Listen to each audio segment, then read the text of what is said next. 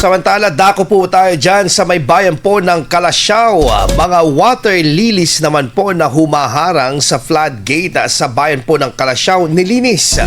Para sa detalye po ng balitang yan, kasama natin Idol Denise Brillante.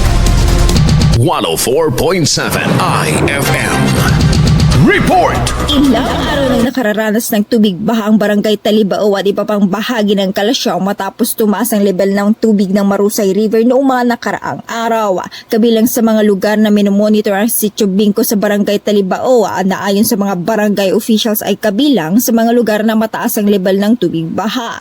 Bilang tugon, nagsagawa ng clearing operation ang Provincial Disaster Risk Reduction and Management Office sa bahagi ng floodgate sa Sitio Bingko kung saan maraming water lily ang nakahambalang sa daluyan ng tubig. Malapit sa Marusay River ang barangay Talibao, dahilan para maging vulnerable ito sa pagbaha kapag patuloy ang pag-ulan at tumataas ang level ng ilog. Kabilang din sa mga lugar na naaapektuhan ng pagbaha ang kalapit na barangay Lasip. Samantala, patuloy na binabantayan ng mga otoridad ang sitwasyon sa mga lugar na binaha, partikular ang level ng tubig sa Marusay River at ang kondisyon ng mga pangunahing daluyan ng tubig. Kasama mo mula rito sa IFM News Dagupan, ito si Idol Denise Brillante Tatak, IFM!